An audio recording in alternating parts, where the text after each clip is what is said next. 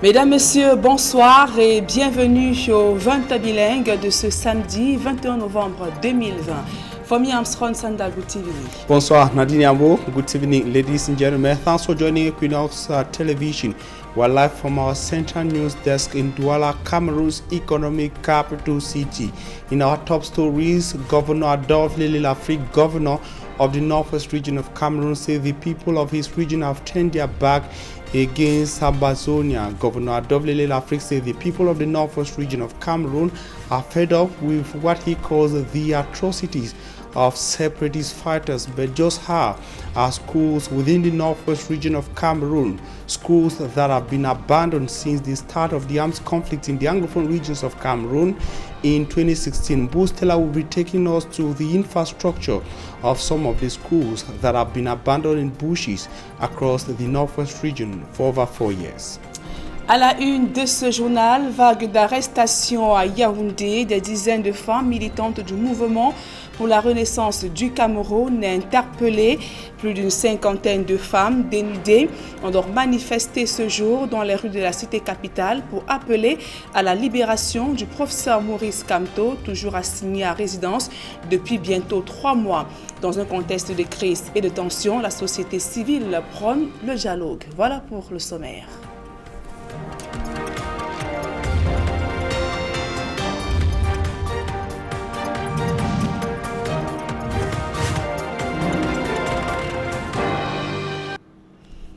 Mesdames, Messieurs, une fois encore, bonsoir et merci d'honorer ce rendez-vous de l'information sur Equinox Télévision.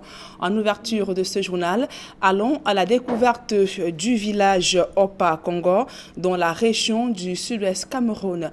En pleine crise, cette localité de l'arrondissement de Ngouti manque d'infrastructures sociales de base. Les populations se plaignent d'avoir été abandonnées après le glissement de terrain qui a coûté la vie à 3 personnes il y a 3 mois. Ces populations lance un cri d'alarme à l'endroit des pouvoirs publics. Le reportage de Cédric Chouna, Julien Berthe-Bissaï.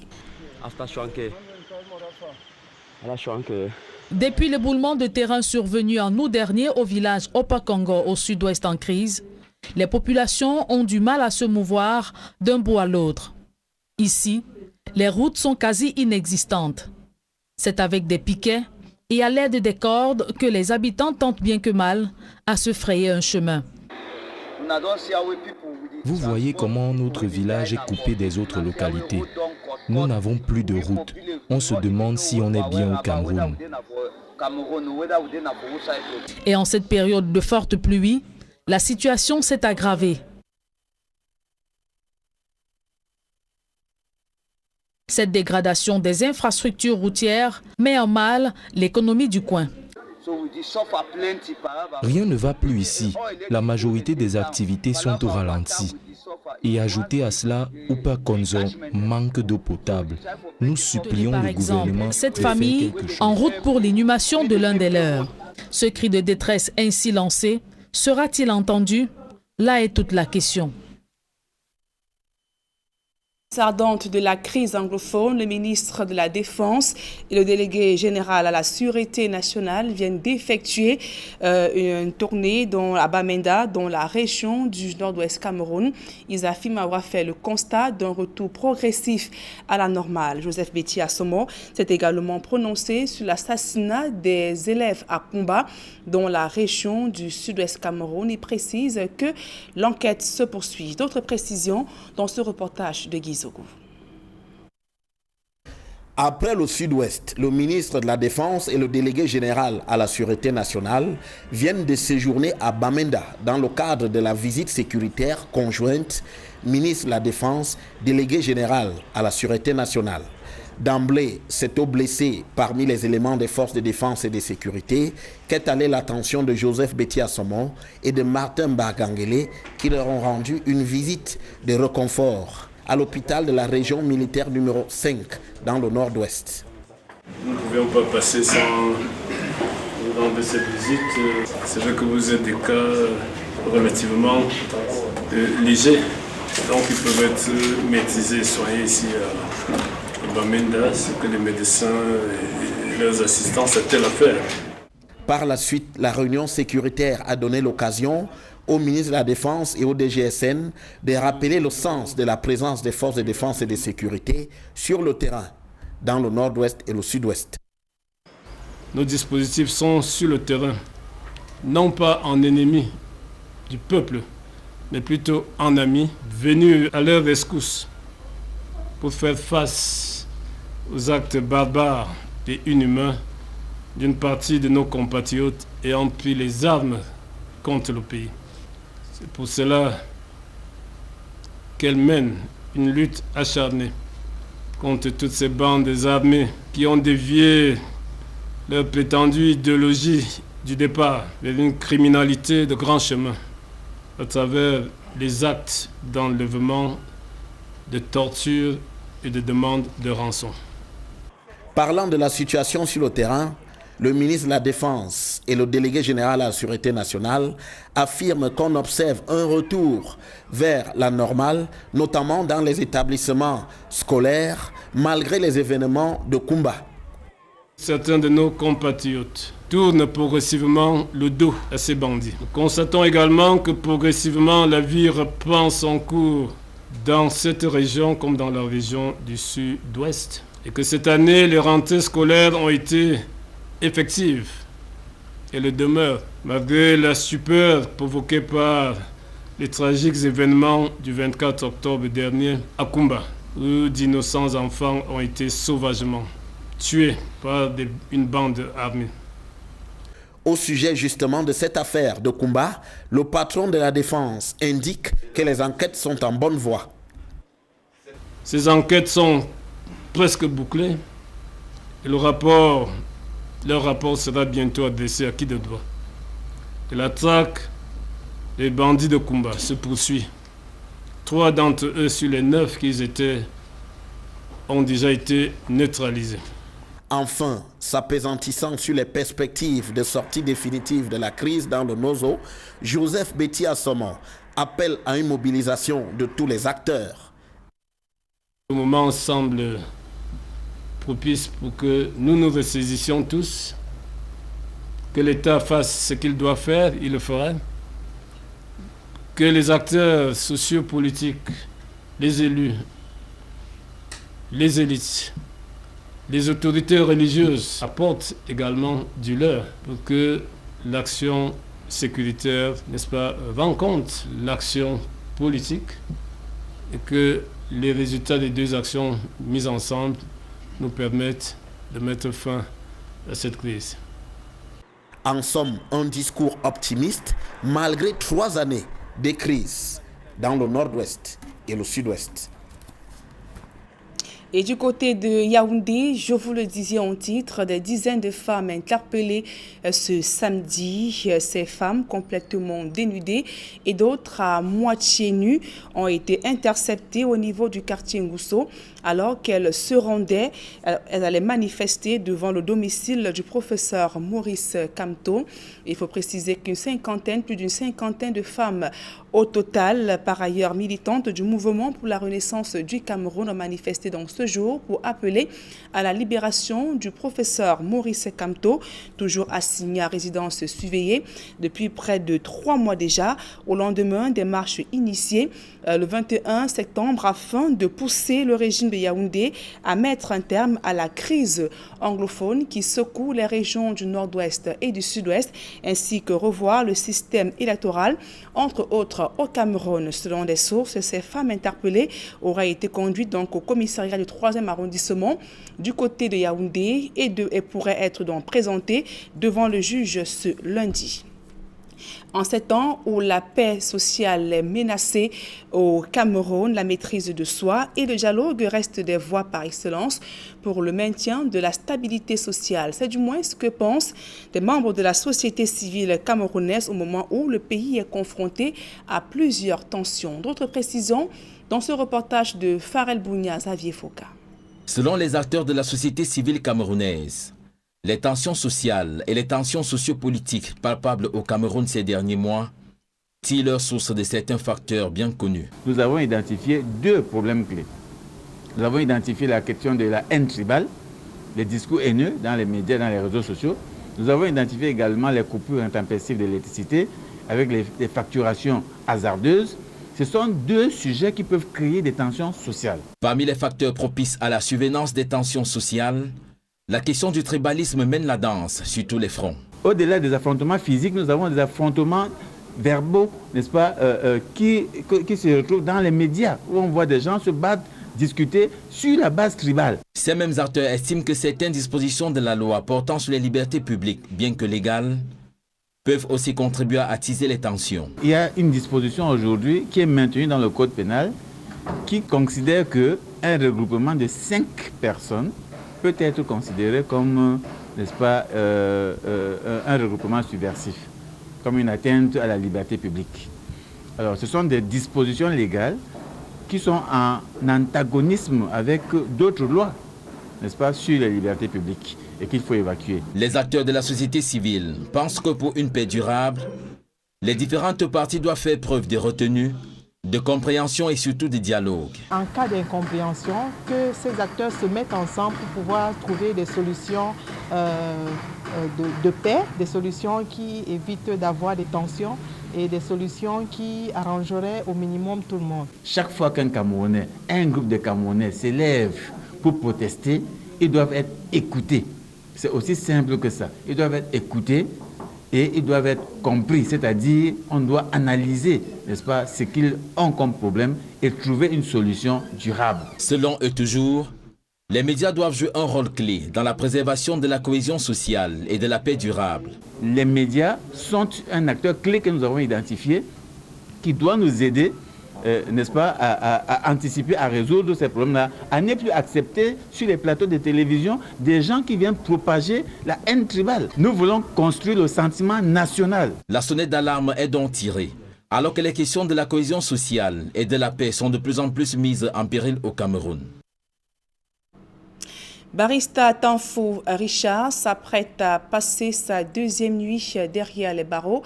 L'avocat au barreau du Cameroun et défenseur des droits de l'homme a été placé en détention provisoire hier à la prison de Douala avec son collègue maître Amel Tchemenieu. Tous deux doivent comparaître ce lundi devant le juge du tribunal de première instance de Douala Bonanjo.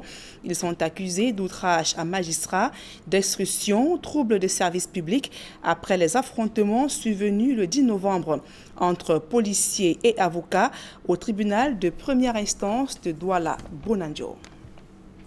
Au moment où des voix s'élèvent pour dénoncer de graves violations dans les milieux de la justice au Cameroun, le premier président de la Cour suprême demande donc aux jeunes magistrats de faire preuve de probité et d'agir selon les lois et règlements de la République. C'était au cours de la cérémonie de prestation de serment des auditeurs de justice tenus il y a quelques jours à Yaoundé, dont ceux de la section commande-l'or de l'ENAM. Le compte rendu de Rodrigue Ngassi et de Marcelin Gansop.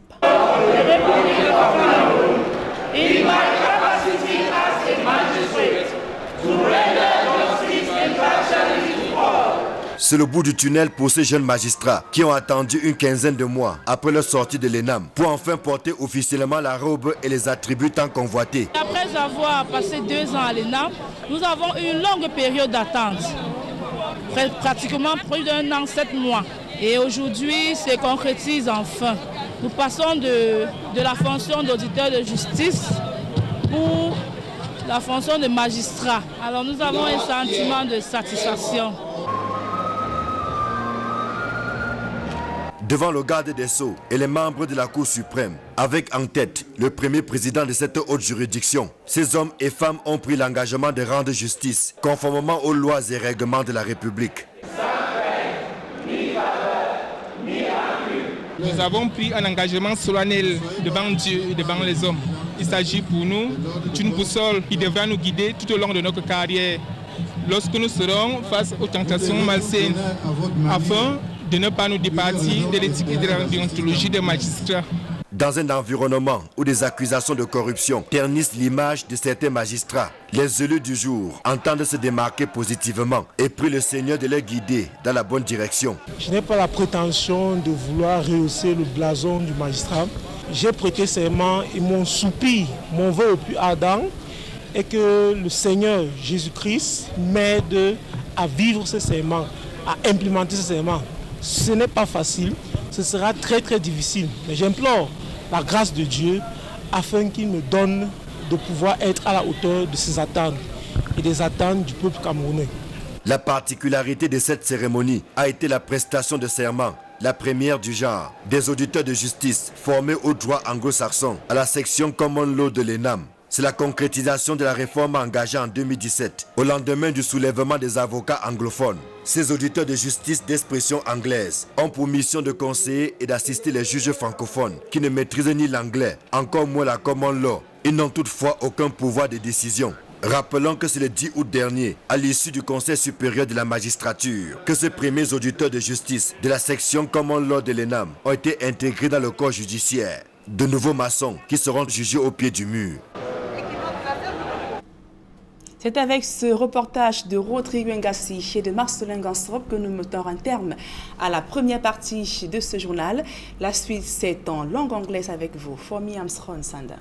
Merci Nadine Yambo. Ladies and gentlemen, thanks for joining us in the second segment of information in the English language.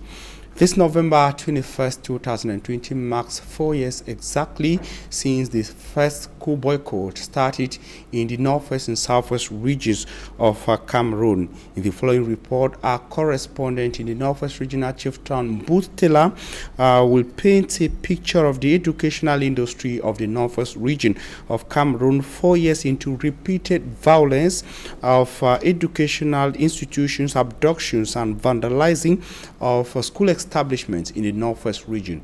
Her report. November 21st, 2020 marks 4 years since the children in the northwest and southwest regions began staying away from school. Their teachers and the lawyers were observing a sit-in strike, protesting against the non-respect of their Anglo-Saxon educational, linguistic, and judicial cultures. In 2017, some activists joined the protest demanding a review of the form of state, demands that led to government's crackdown on frontline protesters. Between 2017 and 2020, lawyers gradually returned to the courtrooms. Teachers are getting other jobs without the regions in conflict, but the children are left stranded in their communities. Before the crisis started, I was in class 5, and by now I was supposed to be in Form 3, and now I am in class 6. I've lost 4 years. My name is Ahmad Victor. I am in GS I am in class 6.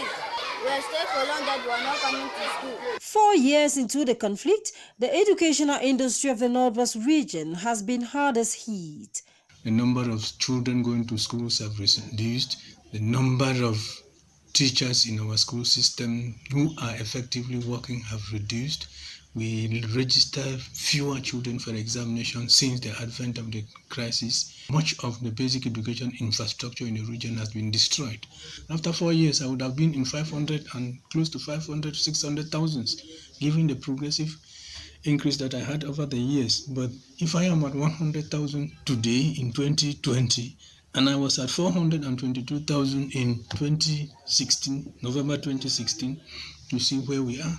The government high school Tala in the Donga Mantung division is in a deplorable state. It is one of the schools that was vandalized, but it is not the only in urgent need for rehabilitation works. It's a high school with the science options. So we have more than 16 subjects taught in this school, but only 6 teachers. Look at the administrative block. You've seen all the dilapidated structure where I am. Is 38 years old. We inherited it from the primary school next door.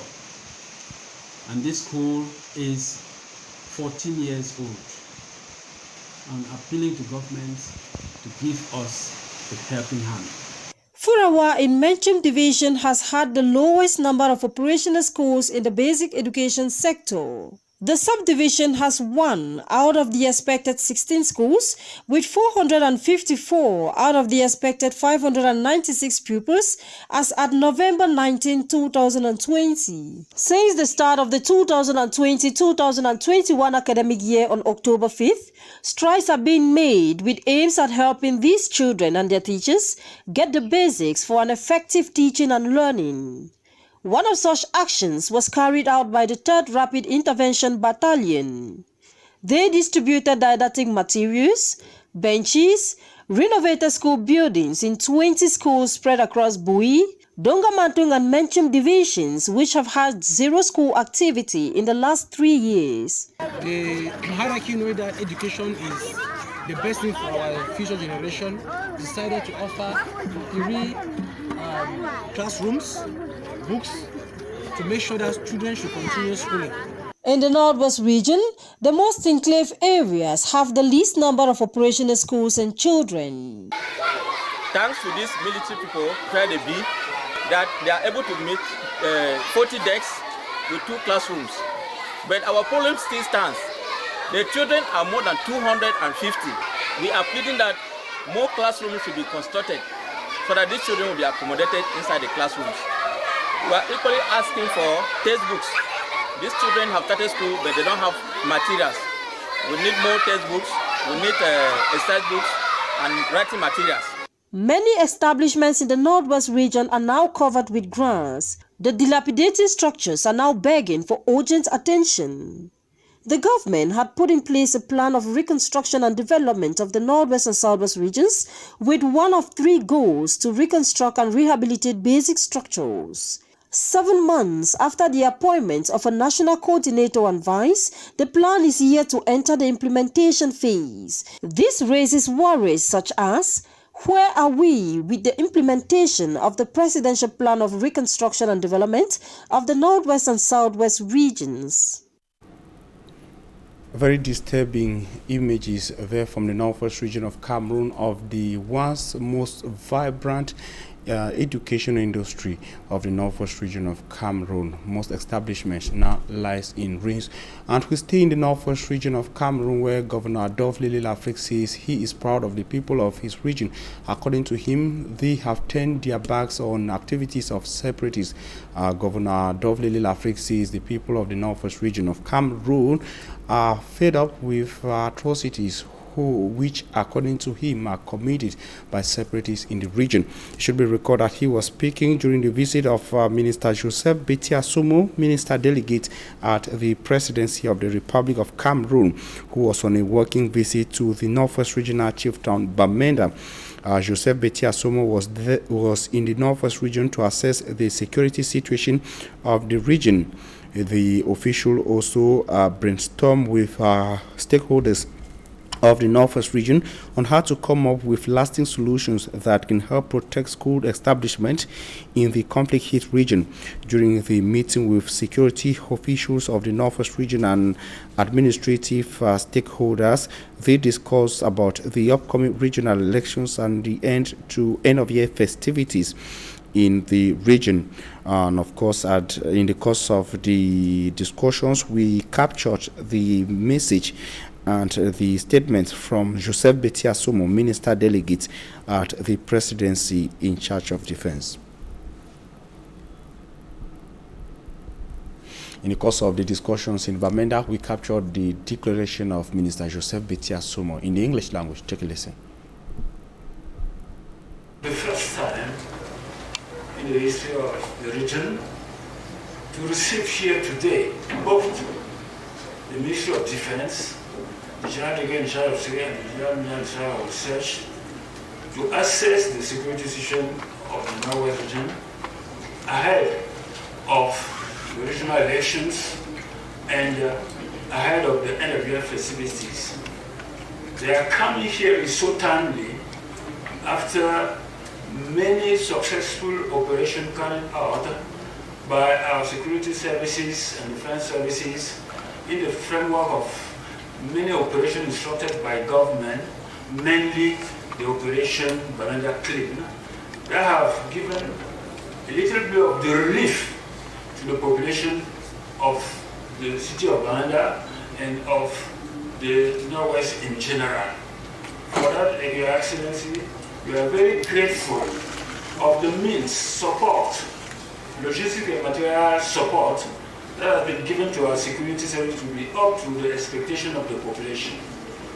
Those measures and those operations have been done in a context where IDP are bit by bit coming back to their various communities.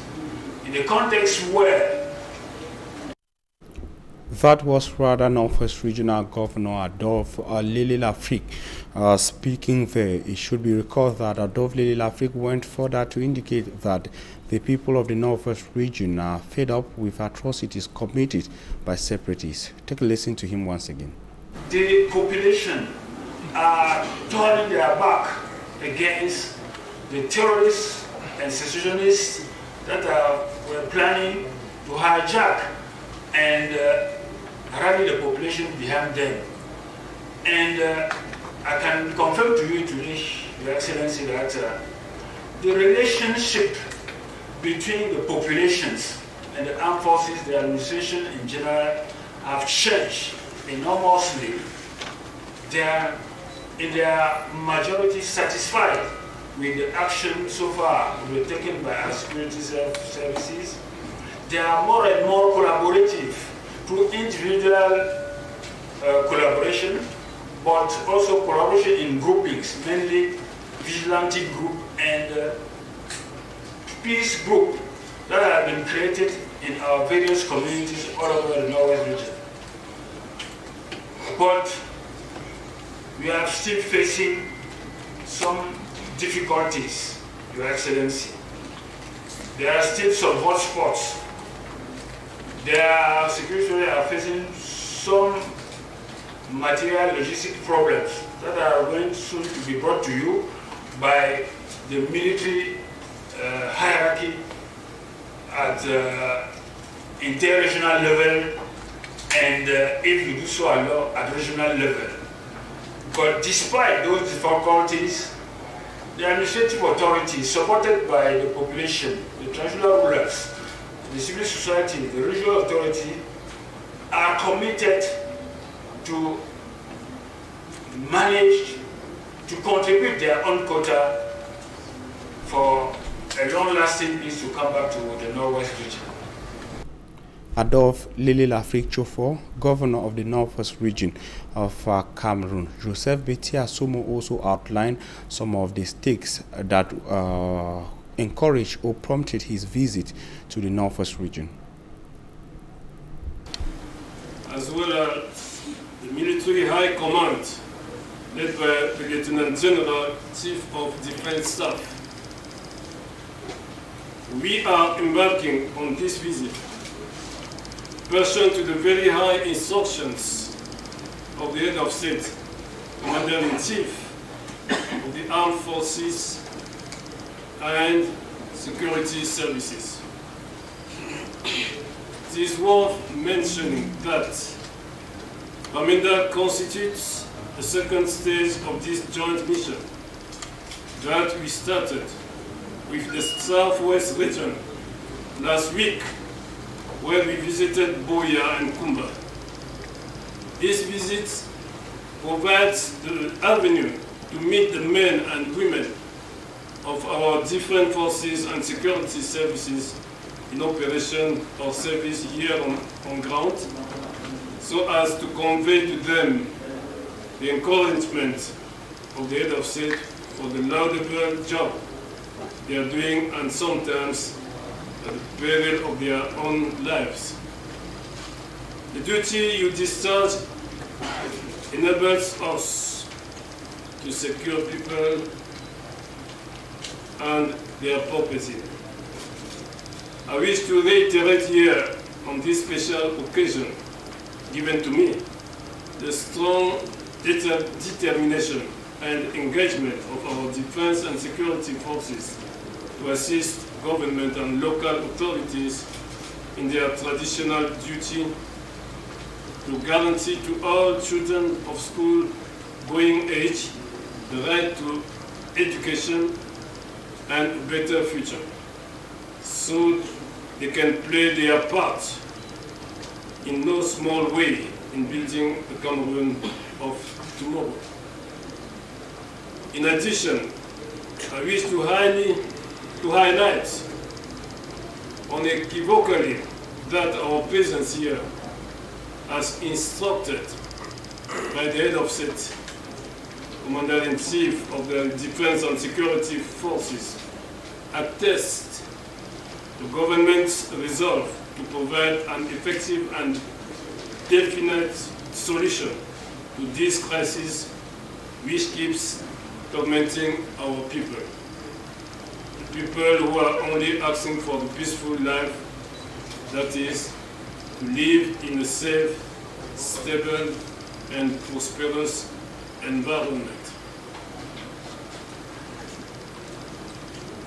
Cette visite.